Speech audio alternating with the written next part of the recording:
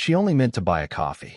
She never meant to follow a barefoot boy through the rain-soaked alleyways of a forgotten city corner, but sometimes, fate doesn't knock, it drags you.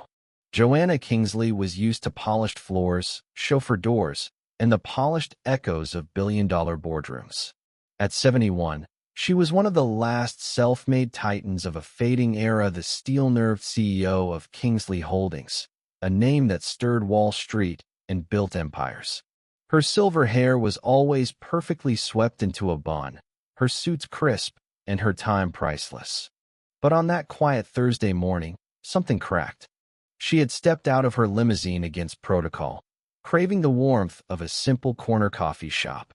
No press, no cameras, just a cup of black coffee the way she used to drink it before the world decided she was something worth noticing. And that was when she saw him, the boy. Small, soaked, standing outside the bakery window with eyes fixed not on the pastries, but on the people inside, the ones laughing and warm. He couldn't have been more than 9. His hoodie was torn at the sleeves, his sneakers mismatched. Yet he stood tall, hands tucked behind his back like he didn't want pity, just a glimpse into another world. Before she could stop herself, Joanna tapped on the glass and waved him inside. He hesitated, looked left, right, as if checking with the universe whether this moment was real. "It's warm in here," she said as he stepped in, eyes wide.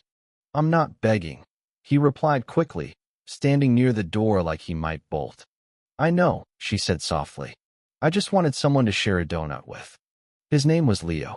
He liked apple fritters. He didn't say much, but when he smiled, a crooked little thing, missing a tooth on the left, it struck Joanna in a place she didn't know still existed. They sat for maybe 10 minutes. She told him about her favorite donut when she was his age. He told her about a pigeon he rescued once that lived on his windowsill. Then he stood.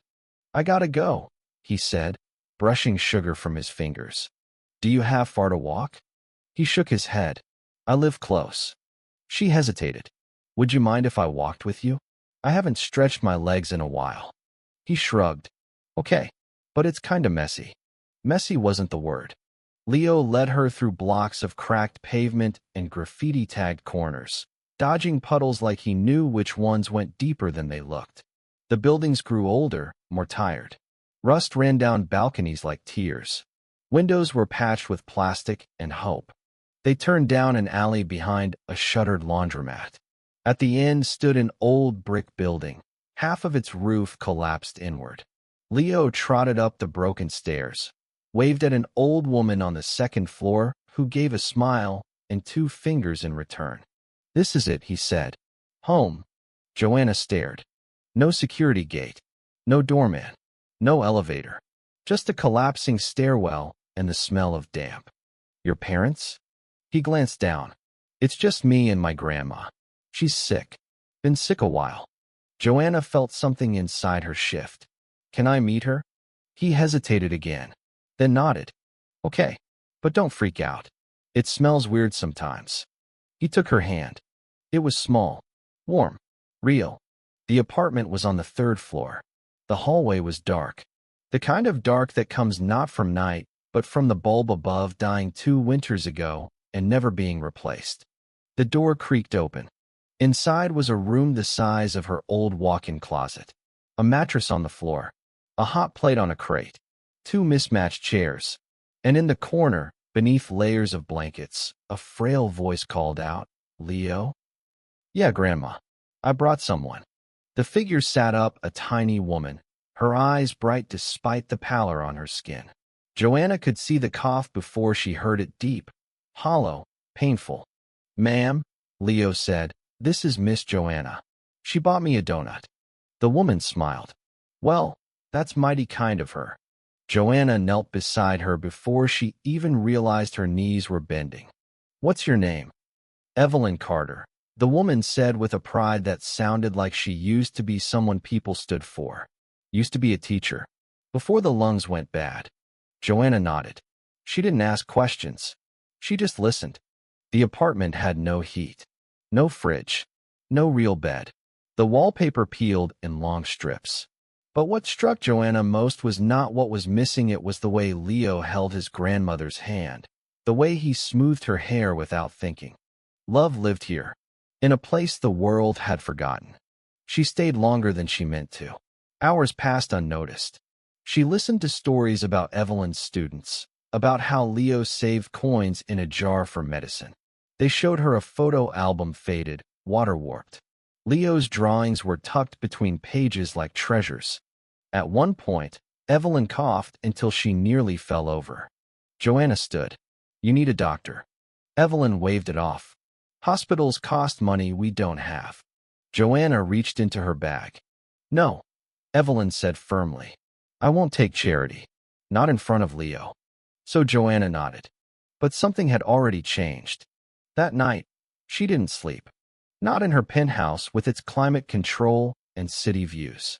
She stared at the ceiling and thought about how her fortune had grown so large it no longer felt real stocks, assets, accounts she hadn't touched in years. She thought about Evelyn coughing, about Leo folding his hoodie under her head like a pillow, and about how nothing in her life had made her feel as human as that boy's hand in hers. By morning, her mind was clear. She had a name and a purpose. The next morning, Joanna Kingsley stood at the window of her 48th floor office, arms crossed, coffee untouched. Manhattan buzzed beneath her, a sea of ambition and asphalt. But her mind wasn't here.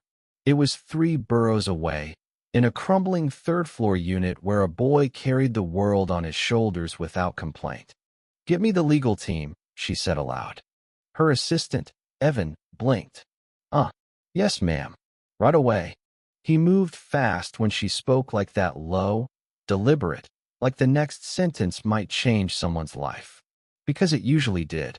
Within the hour, a conference room filled with the top legal minds in the firm. Joanna entered, eyes sharp.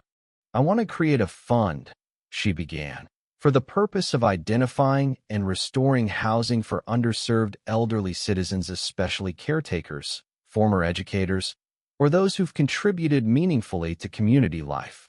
Immediate action. No bureaucracy. No PR campaigns." One of the lawyers, a younger partner named Hallis, raised his brow. "We need a framework, vetting protocols, background checks." "No," Joanna cut in. "We need warmth, dignity, and a plumber who knows how to fix pipes without 3 weeks' notice. Start with Evelyn Carter." "You mean personally?" "Yes. The application process starts and ends with me." Hallis cleared his throat. This could get expensive. Joanna finally turned to him. "Hallis, I have more money than I can spend in 5 lifetimes. If I die with it untouched, I've failed." Silence. She let it hang there before nodding once. "Move." By that evening, Evelyn's building had heat for the first time in 5 years. A local clinic nurse arrived with a portable oxygen unit. A new mattress was delivered before midnight. Joanna didn't tell them it was her. She just watched from the car outside, her driver raising an eyebrow as she sat with the window half cracked, a blanket over her lap. "You could go up, ma'am." "No," she said, eyes on the flickering light in the third-story window. "Not yet." The next few weeks moved in quiet waves. Leo kept going to school. He never missed a day, even when he had holes in his shoes. Joanna started calling the principal, anonymously funding the library. Books were ordered. Roof tiles replaced. Every Friday, a box of groceries arrived at Evelyn's door. Hand-picked. Organic. The good kind of milk. Evelyn never asked where it came from. She just smiled and whispered a quiet, "Thank you," to the ceiling. Leo assumed it was angels. Joanna didn't correct him. And then, one afternoon, as winter painted the city in slate gray, Leo stood waiting outside the bakery again. This time, Joanna didn't wave him in. He walked straight to her. "You been watching us?" he asked, not accusing, just curious. "I suppose I have." He nodded slowly. "Why?" She knelt slightly, so their eyes met. "Because some people remind us what love really looks like." Leo scratched the back of his head. "That's weird." Joanna laughed, her voice soft and warm. "A little, yeah. You want to come meet my grandma again? She made soup. That time, Joanna didn't hesitate. The apartment looked different. Warmer. Cleaner. A few second-hand shelves lined one wall, stacked with books and a photo of Evelyn as a young teacher, her arm around a class of smiling fifth graders. Miss Joanna, Evelyn said, rising with the help of a cane. I hoped I'd see you again. Joanna hugged her. She had almost forgotten what it was like to do something without an agenda. They ate soup together, watery but full of flavor. Leo had added carrots because Evelyn said color made people happier. That night, as Joanna left, Evelyn pulled her aside. I know it's you, she whispered. The food, the mattress, the heat. Joanna paused. I wasn't trying to hide it. Just didn't want to insult your pride. Evelyn smiled. You didn't. You gave us something else. What's that? Hope. Joanna blinked, throat tightening. I don't know what to say. Say you'll come back. Not as a donor, just as a friend. The word friend lingered. It had been years since Joanna had one. Real ones, anyway. Her circle had shrunk to board members, advisors, lawyers. She didn't remember the last time someone hugged her just because they wanted to, not because they wanted something. So she came back. Every Sunday. They played cards. Leo taught her how to microwave popcorn without burning it. She showed him how to play chess. He beat her by accident once. She blamed the radiator. By March, Evelyn's color had returned.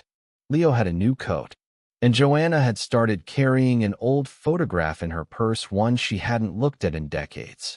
Her father, dirt under his nails, grease on his apron. A mechanic in Detroit who'd taught her that character matters more than capital. He would have liked Leo. But good things, Joanna knew, rarely lasted uninterrupted. One rainy Wednesday, her assistant burst into her office holding a tablet. You need to see this. On the screen was a video, blurry, low resolution of Joanna stepping out of her car in front of Evelyn's building. A voiceover. Billionaire CEO spotted in decaying tenement, secret charity work, or political play. She watched the footage in silence, her jaw locked. The video cut to a panel of talking heads dissecting her motives. Damage control? Evan offered. No, Joanna said. Let them talk. But I don't care if they mock me for caring. If that's news, it's a sad world. He paused. What if they go after Leo? The family? Joanna's eyes narrowed. Then we shield them. She bought the building. Quietly, through a trust. Renovated every floor. Moved tenants temporarily. Offered return contracts with reduced rent. Some refused to come back. They feared it was a trick. But Evelyn believed. So others followed. Joanna began walking through the halls herself, clipboard in hand, asking what people needed. Listening. The building changed. So did she. People still gossiped. Headlines still questioned. Why is the ice queen of Wall Street hanging out in the slums? From stock prices to soup kitchens, has Kingsley lost her mind? She didn't answer. Because she knew the truth. She hadn't lost anything. She was finally finding something she didn't know she was missing. One afternoon in late spring, Leo ran to meet her at the front steps. Come quick. She followed him up, heart racing. Inside, Evelyn stood by the window, hand pressed to the glass. Her oxygen tank beside her. A letter in her hand. What's this? Joanna asked. Evelyn held it out. It was an offer letter, a part-time remote tutoring role from a local education nonprofit.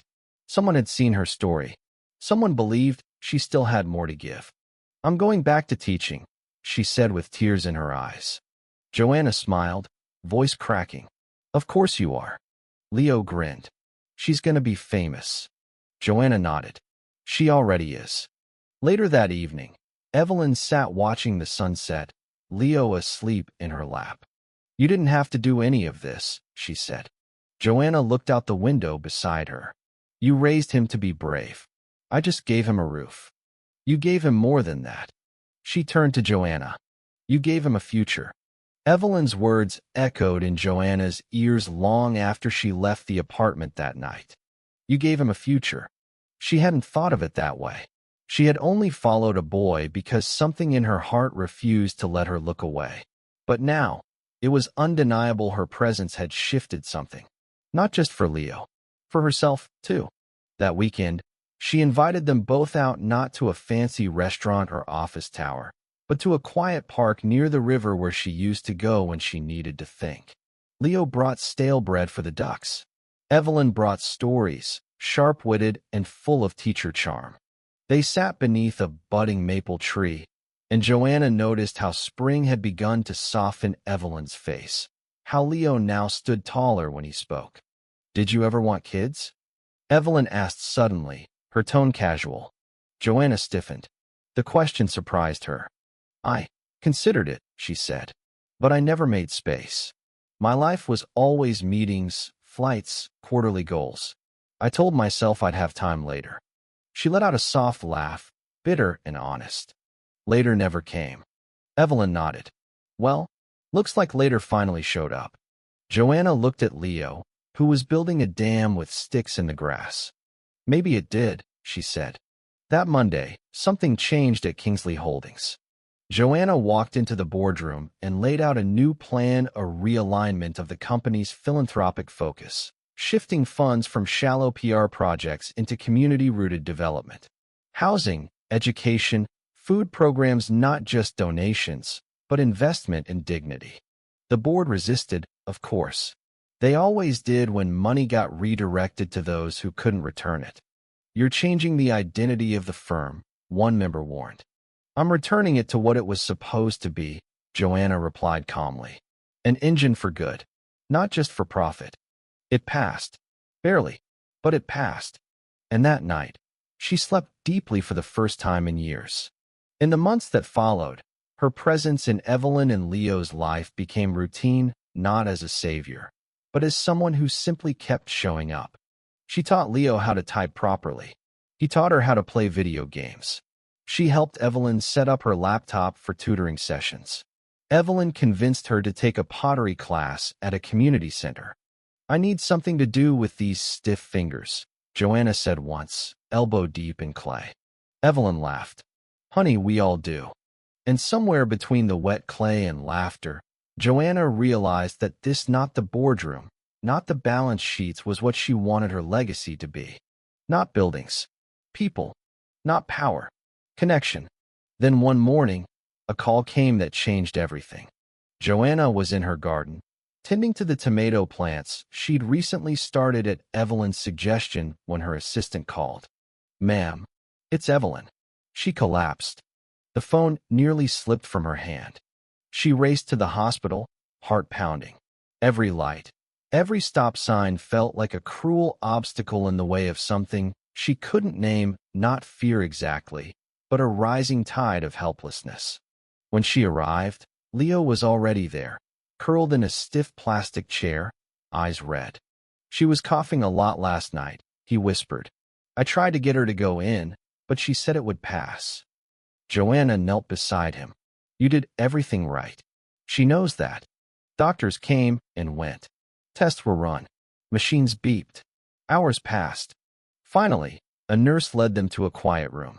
Evelyn lay in bed, frail but conscious, an oxygen mask over her face. She smiled faintly when she saw them. "You two look like ghosts," she murmured. "You scared us," Joanna said, her voice low. Evelyn blinked slowly. "I don't have much time, do I?" Neither answered. She reached out a hand. Leo took one, Joanna the other. "I'm not afraid," Evelyn said. "I've seen more life in these last 6 months than I have in years." Joanna bit her lip, fighting tears. "I want him to stay with you," Evelyn said softly. Joanna looked up. "What?" "Leo. When I go." The boy looked at her in shock. "Grandma." Evelyn turned to him. "You'll always be with me, but I need to know you'll be safe. With someone who sees you. Really sees you." Joanna nodded slowly. "I will. I promise." Evelyn passed 2 days later, peacefully, with Joanna and Leo on either side of her. Her funeral was held at the community center, packed with former students, neighbors, teachers who hadn't seen her in decades. They all had stories of how she stayed after school, paid for supplies out of her own pocket, defended kids others had written off. Joanna spoke last. She stood behind the podium in her plainest dress, hands trembling. I've met many powerful people in my life, but Evelyn Carter taught me the power of presence, of staying, of loving someone even when no one else does. She paused, eyes on Leo. She changed my life, and now I get to honor her by helping raise the boy who carries her heart. The adoption process was long, complicated, but Joanna was patient. Leo moved in with her that summer. She converted the top floor of her brownstone into his own space bookshelves, beanbags, art supplies, and a telescope. He called her Joe, not Mom, not Miss Kingsley, just Joe, and she loved it. They cooked together. She helped him with homework. He helped her laugh again. At night, they talked about Evelyn, about how she made pancakes even when she was tired, how she always remembered birthdays, how she never let him forget he was loved. And together, they kept her memory alive. One night, months later, Leo stood in Joanna's study, looking at her wall of awards. "Do you miss it?" he asked. "What?" "The business. The being important." She smiled. "I am important," she said. "To you." He nodded solemnly. "That's true." Then he turned to her, serious. "Do you think she's proud of us?" Joanna didn't hesitate. "I know she is." He smiled, then hugged her arms tight, full of trust and something deeper. And in that moment, Joanna Kingsley, billionaire, former CEO, found something she'd never owned before. A sense of home. Fall came quietly. Leaves turned gold along the sidewalk, and Leo collected the prettiest ones in a jar on his windowsill. He said they reminded him of Evelyn's hair when the sun hit it just right. Joanna watched him grow like a sunrise, slow, brilliant, and impossible to ignore. He'd started middle school now.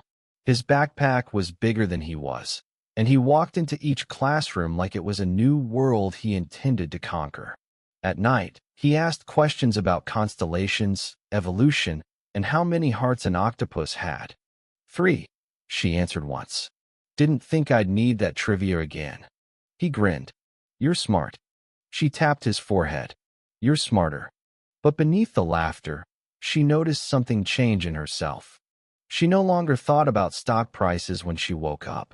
She thought about Leo's lunchbox, or whether he needed new shoes. She didn't crave conference calls. She craved his crooked smile, his way of dancing badly in the kitchen, how he still sang the songs Evelyn used to hum. Love, she realized, wasn't about blood. It was about staying. And she was staying. One Saturday morning, Joanna took Leo to a small museum in the Lower East Side, one that Evelyn had mentioned during one of their last walks. Inside was an exhibit on immigrant teachers in the early 20th century, and to Joanna's astonishment, there was a photo of Evelyn as a young trainee, standing in a line of hopeful educators in front of a brick school. "That's her," Leo whispered. "That's Grandma." Joanna's chest tightened. She found the curator, donated funds to expand the archive, and offered to create a memorial scholarship in Evelyn's name. It would be for students like Leo, overlooked, bright, and brave. Leo asked if he could help write the essay prompts. "They should be about people who don't give up," he said. "Like Grandma." One chilly November evening, as they decorated the house for Leo's first real Thanksgiving, Joanna's phone rang. She didn't recognize the number, but something told her to answer. "Miss Kingsley," a deep voice asked. "This is Deputy Morales, NYPD. I'm calling about a boy named Leo Carter." Her stomach dropped. "He's safe," the officer added quickly. "But we've had someone come forward claiming to be his biological father." The words felt like a slap. Joanna leaned against the counter. "I was told there were no known relatives." "That's what we believed. But this man, Greg Tennyson, has filed for custody. He says he's Leo's father and wants to reclaim his rights." Her heart pounded. "Reclaim? We're looking into his record, but you should be aware there's going to be a hearing." Leo was sitting on the floor, building a Lego rocket, humming to himself. She watched him for a long time before she sat beside him. "There's something I need to tell you," she said gently. He looked up, immediately still. "What's wrong?" She swallowed. Someone came forward. He says he's your father. Leo stared. Then, but he's not. I know, but the court has to look into it. Silence. He left when I was a baby, Leo said finally. Grandma said he was bad, that he scared her. Joanna reached for his hand. You don't have to go anywhere, not if we can help it. But we may have to fight. He nodded slowly. Will you fight for me? Her voice cracked. With everything I have. The hearing was set for 3 weeks later. Joanna hired the best family attorney in the state. She gathered character witnesses, school reports, letters from neighbors, even Evelyn's will, which, while informal, clearly named Joanna as Leo's intended guardian. But Greg Tennyson came armed with something else. Stories. He painted himself as a changed man. Said he'd gone to rehab, found religion, had a steady job now in Pennsylvania. Claimed he wanted to rebuild what he lost. When the judge asked him why he waited 9 years, he said he'd been ashamed. Lost. But now he was ready. Leo sat beside Joanna the whole time, silent, small in his buttoned shirt and too big blazer. When the judge finally asked if Leo had anything to say, the room fell still. He stood. I don't know that man, he said, voice shaking. He never sent me a birthday card. Never visited Grandma when she was sick. He never even called. Tears welled in his eyes. But Miss Joanna, she stayed. She tucks me in. She reads with me. She remembers the way Grandma made soup. I don't want a stranger. I want her. The judge stared. So did everyone else. It wasn't a dramatic ruling. It came a week later, through an official envelope delivered to Joanna's brownstone. She opened it on the front steps while Leo watched from the window above. She didn't cry. She smiled, then held the paper to her chest and whispered, We did it. Winter arrived like a memory, soft, cold, and full of reflection. Joanna and Leo decorated their first Christmas tree together, clumsily but joyfully. She let him put the star on top, even though he nearly knocked the whole thing over. They made hot cocoa, burned cookies, and stayed up late watching old cartoons. On Christmas morning, she gave him a leather-bound journal. For writing about your life, she said, because one day, someone might need to hear it. He looked at it for a long time, then nodded. I think Grandma would like that. In January, Joanna returned to the corporate world, but on her terms. She stepped back into Kingsley Holdings not as CEO, but as chairwoman of a new internal foundation, one that invested exclusively in forgotten neighborhoods, underfunded schools, and support for elderly caregivers. The first program launched in Evelyn's old district. They called it the Carter Initiative. Its motto, painted in a mural beside the elementary school Leo now attended, read, Love is not about where you're born. It's about who shows up. Leo stood in front of that wall on opening day, hands in his pockets, trying to act cool. But when Joanna caught him smiling, she knew. They had built something real. Months passed. Leo grew taller. His voice began to shift, cracking when he got excited. He wrote stories in his journal, stories about Evelyn, about the building, about the time Joanna let him drive a golf cart at the charity fair and crashed it into a lemonade stand. He was happy. And Joanna? She found peace. Not the quiet kind, the purposeful kind, the kind that comes when your heart, after years of transaction and tension, finally learns how to rest in the presence of someone you love without condition. She no longer needed a legacy. She had a life. On the anniversary of Evelyn's passing, Joanna and Leo returned to her old apartment. It was occupied now a single mother with twins, part of the housing program Joanna helped fund. They'd been invited in for tea. The woman had hung Evelyn's picture on the wall, said it brought her comfort. Joanna placed a small bouquet beside the photo. Leo lit a candle. Then they stood in silence, hand in hand, as the twins giggled in the background and sunlight broke through the repaired window. Life had moved forward, but Evelyn was still there. In the laughter, in the warmth, in the boy she raised and the woman who had followed him home. Spring returned with wildflowers and fresh chances. Leo was now in 7th grade. He was writing more often, not just schoolwork, but stories. Real ones. About people who loved each other, lost each other, and found their way back. Joanna often found him on the balcony, scribbling in that leather journal she gave him, legs crossed, brow furrowed like he was building a whole world sentence by sentence. "You should let someone read those," she said once. "Maybe," he replied, "but I'm not done living them yet." She smiled. Evelyn would have adored that line. That May, Joanna was invited to speak at a national education conference in Washington, D.C. She didn't usually accept such things anymore. But this one was different. It was focused on community-led transformation, and they wanted her to present the success of the Carter Initiative. She said yes, on one condition: Leo would present with her. "He's the proof," she told the organizers. "Not me." They hesitated. She didn't. So on the final day of the conference, in front of thousands of educators, advocates, and leaders, Joanna took the stage beside a boy in a blazer 2 sizes too big. "This is Leo Carter," she said into the microphone, her voice steady.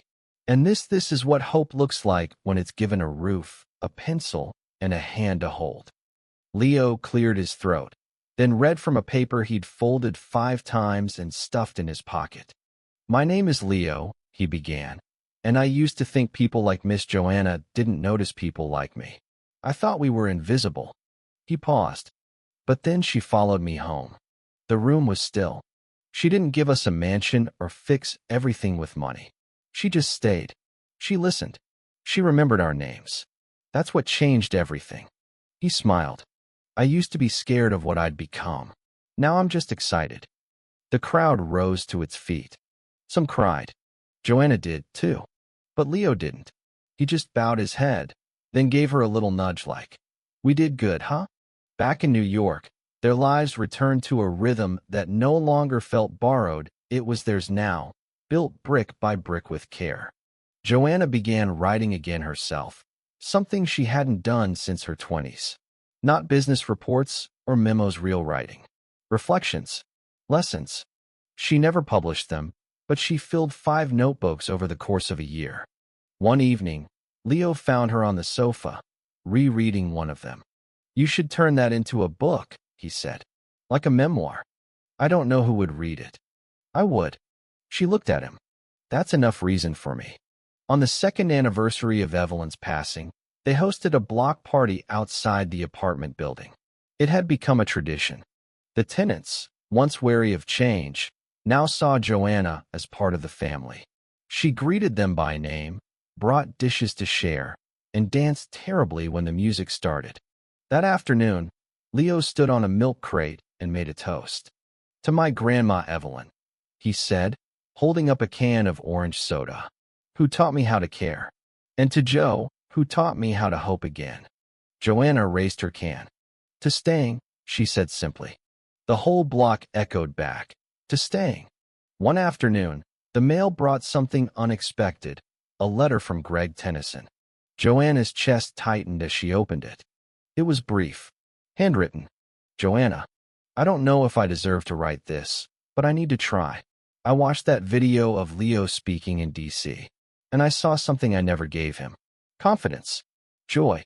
Purpose. I can't undo what I did, or what I didn't do, but I wanted to say thank you for being what I never could be. I won't interfere again. I just needed you to know I see it now. All of it. Thank you. Greg." She stared at the page for a long time. Later that night, she showed Leo. He read it slowly, then handed it back. "I forgive him," he said. Joanna's eyes filled. "Me too." One warm summer evening, they sat on the rooftop together, watching planes cross the sky.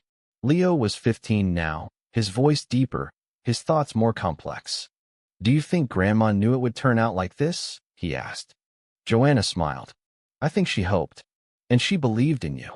She believed in you, too." A pause. "Joe," he said, "I want to be someone who helps people." "You already are." "No, I mean, when I grow up, I want to build programs, open shelters, maybe be a teacher, or maybe a writer, or both." She nodded. "You'll be brilliant." He looked up at her. "Because of you." She shook her head gently. "Because of her. And because of you." And then, softly, she added, I just followed you home. He leaned against her shoulder. They watched the city pulse with life, cars, people, lights blinking on and off like the universe was breathing. For the first time in her life, Joanna felt timeless. Later that year, she wrote an op-ed for the New York Times. It was titled, The Billionaire Who Followed a Boy Home, What He Taught Me About Belonging. It went viral, not because it was polished, but because it was raw. In it, she confessed everything: her loneliness, her years spent chasing legacy instead of love, and the way one rainy afternoon changed the rest of her life. She ended it with a line Leo had once said, Some people think love is big, but sometimes it's just a donut and someone who stays. As winter rolled in again, Leo applied to a competitive magnet high school with a focus on public service. He got in. They celebrated with cupcakes and a terrible movie on the couch. You're going to change the world, Joanna said, squeezing his hand. He grinned. Only if you keep making my lunch. Deal. The night before his first day, Leo couldn't sleep. He came downstairs in his pajamas, barefoot, his journal under one arm. Joe. Yes, sweetheart. I've been writing a story. About us. Her heart beat faster. Want to read it to me? He sat beside her on the sofa, cleared his throat, and began. It starts like this, he said, eyes on the page. She only meant to buy a coffee. She never meant to follow a barefoot boy through the rain-soaked alleyways of a forgotten city corner, but sometimes, fate doesn't knock, it drags you. Joanna blinked. That's my story, she whispered. He smiled. No, it's ours.